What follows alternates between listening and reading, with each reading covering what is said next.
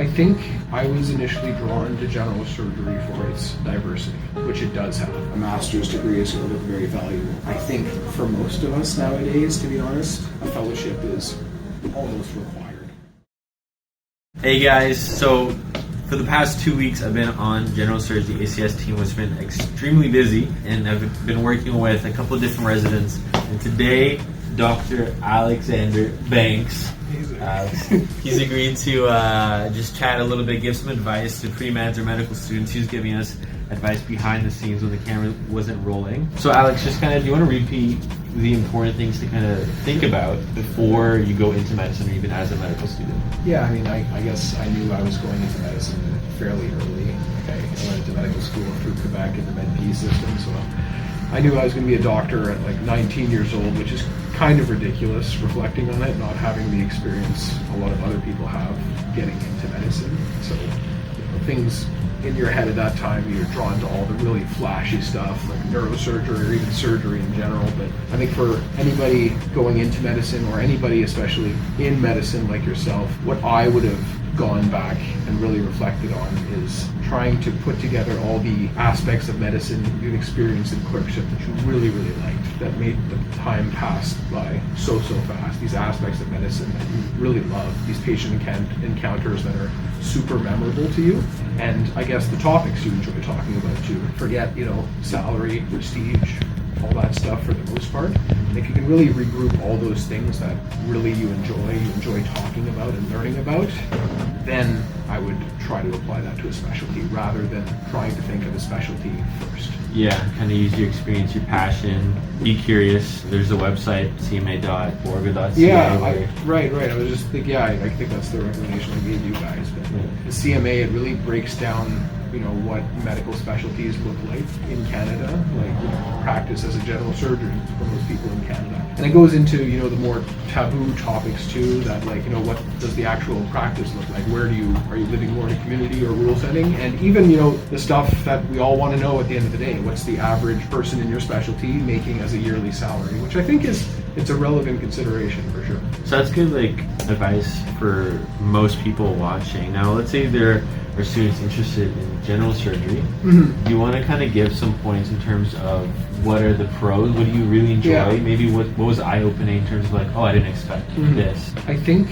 I was initially drawn to general surgery for its diversity, which it does have. But I think the main reason to do any surgical specialty, but especially general surgery, is it has to really come from a love of operating. So I think a lot of people can love the operating room, for instance. You can enjoy that controlled environment, and it also functions kind of as a one-person ICU. But even more specifically, if you're considering general surgery as a career, I'd really try to put yourself in the mind of the operator, or even those little things that you're contributing as a medical student. Is that something you love doing? You can see yourself continue to love doing. Mm-hmm. And it's a hard question to answer, but if you can tell yourself, hey, imagine you're 60 years old, you're on call at 3 a.m. Do you think you'll still look at an operation, doing a laparotomy, doing a bowel resection in a similar fashion? Will you still have this wonder of just manually intervening in the context of active operating? So that's just the one thing I would make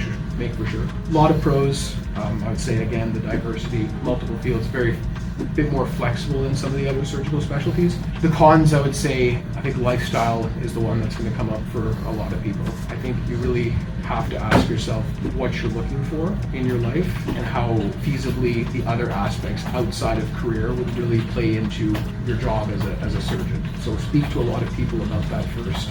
Residents, staff at all levels of training to really, flesh out how that would look like for you 10, 20 years down the road. I think, the nature of the job market is becoming increasingly more competitive in Canada too. So keeping that in the back of your mind, understanding that people tend to be hired around the location that they're trained. So let's say if you want to be a surgeon in Toronto or something like that, then you're better off being trained in the Toronto area, just in terms of people knowing you from that area and seeing you grow up into a surgeon. They're more likely to hire you for that position. So I know some people like to know where did you do your undergrad? When did you do your school? So rapid fire question. Undergrad, med school. Mm-hmm. Yeah, so I did in flush it in a bit more, I guess. Like, I'm from Montreal, basically up until residency. In Montreal, or Quebec in general rather, we do CEGEP, which is kind of our intermediate form of education between high school and university. So we do 2 years of that. So I did CEGEP, and then because we have that weird intermediate form, they allow Quebec students to enter medical training almost directly through the Med-P program. So applied for that, thankfully got in. So did a year of combined sciences called the actual formal Med-P program, and that served as a rapid kind of fire or very brief summary of what a life science undergrad would be in 1 year. And then they put us through medical training, standard medical training for 4 years. I guess I was drawn to surgery pretty early on. I initially wanted to be a neurosurgeon. You know, I think pretty crazy when I see some of my colleagues in neurosurgery now. I don't think I would have lasted. But I think general surgery really entered as a possibility in my mind in Med 2. I pursued that. I think a lot of us at McGill are really drawn to surgical specialties. There's a lot of emphasis on anatomic teaching in like cadaveric dissections, so we do a lot of that. So I really, I guess, maybe get that feeling or a little bit of a craving almost for operating and appreciation for human anatomy. So then I ended up doing a bunch of electives in general surgery, ended up tagging onto research projects, and I was like, yeah, I guess 2 years later, here I am, you know. Time really flies, yeah. Cool. So last question, just this is more for future reference. Yeah.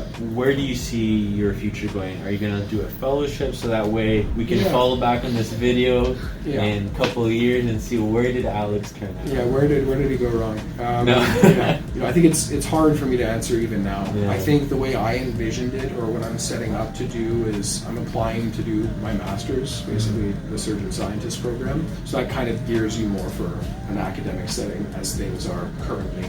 I think as the job market evolves in general surgery, things are gravitating towards more training being required. So I think even larger community settings, a master's degree is going to look very valuable. I think for most of us nowadays, to be honest, a fellowship is almost required, certainly for academic centers, but even for these larger community centers, or even community centers rather that are close to, you know, a bigger city. In general, you know, general surgery is splitting off into its subspecialties just because you can offer better patient care, right? And everybody wants that subspecialty surgeon.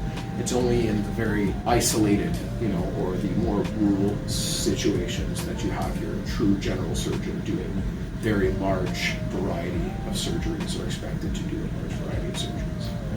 Well, thank you for giving me advice. I'm sure worries. everybody My appreciates pleasure. it. Any last words of advice or wisdom? No, I think at the end of the day, you know, just do your homework about this, you know, about the specialty. I think a lot of people say just, you know, follow your heart, which is true for sure, but I think if you actually think critically about what pursuing a specific specialty in Canada means with the CMA, I think that's a great resource too, or speaking to colleagues. I think you'll definitely tee yourself up for, you know, success in career, but personal success as well. And I think that's becoming ever the more relevant with subsequent generations of physicians. Yeah. We're not just super career oriented, but we expect, you know, a reasonable work-life balance. Thank you, Dr. Banks. Thank you. That's it for this interview.